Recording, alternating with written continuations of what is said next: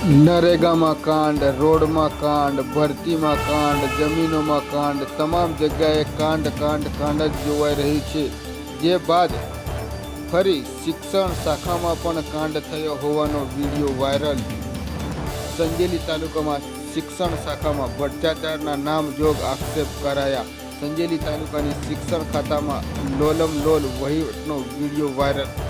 સંજેલી તાલુકા અખિલ ભારતીય રાષ્ટ્રીય શૈક્ષિક મહાસંઘના પ્રમુખ મુકેશ રાઠોડે શિક્ષણ ખાતામાં મોટા પાયે ભ્રષ્ટાચાર થયો હોવાનો સોશિયલ મીડિયામાં વિડીયો વાયરલ કરતા આખા જિલ્લામાં ખળબળાટ મચી જવા પામ્યો છે. શિક્ષણ સંઘના પ્રમુખ રમેશ સેલોત અને દિનેશ ભુરિયા, મહામંત્રી સાથે નોડલ અધિકારી રોહિત પટેલ ઉપર આક્ષેપો કરાયા. ખરેખર આ કૌભાંડ થઈ છે કે નહીં તેની તપાસ થશે કે કેમ?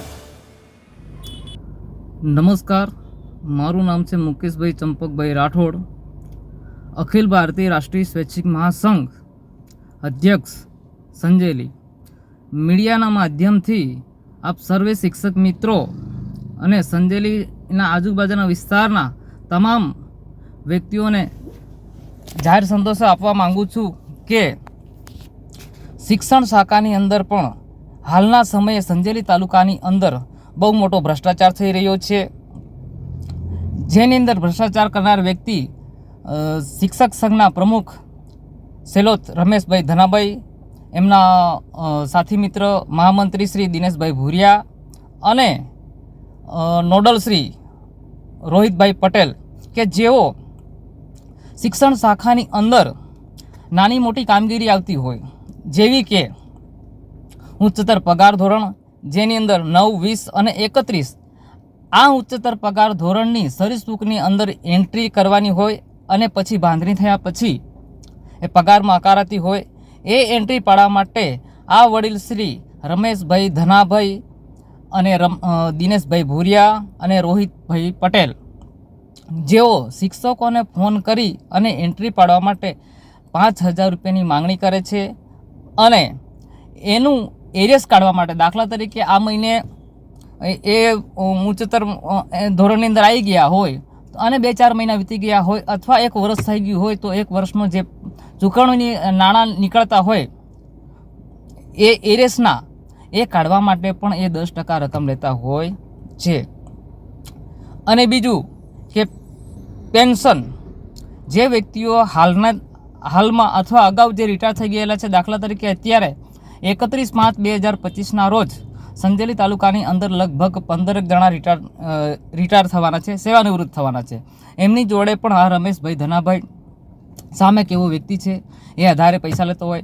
30,000થી માંડી અને 70,000 રૂપિયા પણ પૈસાની ઉઘરાણી કરતા હોય છે. હવે આ કામગીરી કરવા માટે ફાઇલ લઈ જવા માટે, દાખલા તરીકે ફાઇલને જિલ્લામાં લઈ જવાની હોય, ટીપીઓના સે સિક્કાવતા હોય, ત્યાંથી પછી જિલ્લામાં જાય, જિલ્લાથી ગાંધીનગરમાં જતી હોય. હવે આના ખર્ચ પેટે અથવા પોતાની ગાડી લઈને જાય અથવા તો 2-3 દિવસ રોકાવાનું થાય અથવા જે પણ કામગીરી કરવાની હોય એ બહુ તો 5,000 થી 10,000 રૂપિયાનો ખર્ચ થાય.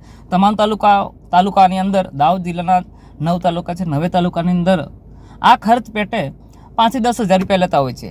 પણ આ ભાઈ શ્રી વડીલ કે જેઓને પૈસા જ ખાવાની બહુ દાનતના કારણે 50,000 થી 70,000 રૂપિયા લઈ રહ્યા છે.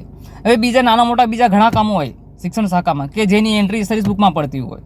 દરેક જગ્યા પર પૈસા લીધા વગર આ લોકો કામ કરતા નથી. અને જે વ્યક્તિ શિક્ષક મિત્ર પેમેન્ટ ના આપે તો એમનું કામ 2-5 મહિના અથવા તો 1 વર્ષ સુધી અચકાઈ જતું હોય છે.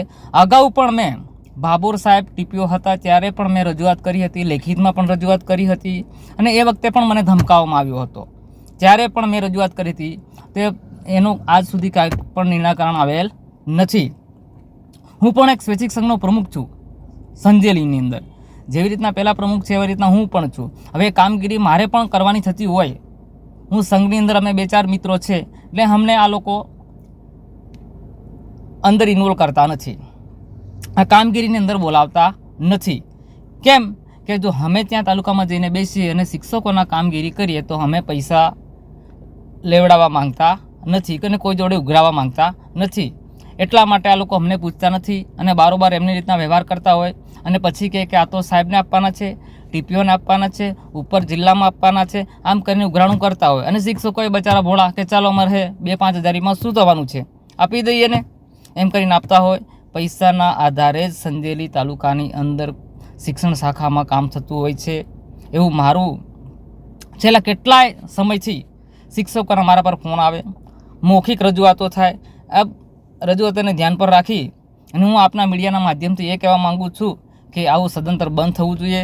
અને જે આ મિત્રો અંદર કામ કરી રહ્યા છે શિક્ષણ શાખામાં, આવા મિત્રોને એ પોતાની શાળામાં જઈ અને બાળકોનું ભવિષ્યનું ઘડતર એનું ટેન્શન કરે એ વિચારે. અસ્તુ. જય ભારત. જય. સંજેલી તાલુકામાં મુકેશભાઈ રાઠોડ શૈક્ષિક સંઘના અધ્યક્ષ છે. તેઓએ જે ટીપીઓ સાહેબને અરજી આપી છે અને એમાં આક્ષેપ કર્યો છે કે સેલોત રમેશભાઈ, ધનાભાઈ, ભુરિયા દિનેશભાઈ અને રોહિતભાઈ ઓફિસમાં કામ કરી રહ્યા છે. સર્વિસ બુકના, પેન્શનના, ઉચ્ચતરના બીજા કેસોમાં પણ નાણાં લઈ રહ્યા છે, જે ખોટી વાત છે, વાહિયાત છે, પાયાવિહોણી વાત છે. આ શૈક્ષિક સંઘનું કંઈ અસ્તિત્વ નથી સંજેલી તાલુકામાં. એટલે આ લોકો આવી સસ્તી પ્રસિદ્ધિ મેળવવા માટે આવું ખોટું આક્ષેપ કરી રહ્યા છે અને આ બંને સંગઠન ચાલીને બે સંગઠનની લડાઈની વચ્ચે આ ખોટો આક્ષેપ કરી અને આ લોકો સસ્તી પ્રસિદ્ધિ મેળવવા માંગે છે, જે ખોટી વાત છે. જેઓએ આ આક્ષેપ કર્યો છે એના વિરુદ્ધ અમે આગળ માનહાનિનો, બદનક્ષીનો પણ દાવો રજૂ કરવાનો છું. પ્રમુખ રમેશભાઈ સેલો. શિક્ષિત મહાસંઘના પ્રમુખ મુકેશભાઈ રાઠોડ સાહેબે જે વિડીયો વાયરલ કર્યો છે, જે એમાં આક્ષેપ કરવામાં આવેલા છે, જે તદ્દન ખોટા અને પાયાવિહોણા છે. જેઓ અમારા વિરોધ સંગઠનના પ્રમુખ હોય, જેઓએ અમને બદનામ કરવા માટે વાયરલ કર્યો છે વિડીયો, જે ખોટો છે અને જે વિડીયોની અંદર લેવડ દેવડની વાત કરવામાં આવી છે, જે ખોટી વાત છે. મારું નામ દિનેશભાઈ ભુરિયા, મહામંત્રી તાલુકા પ્રાથમિક શિક્ષક સંઘ.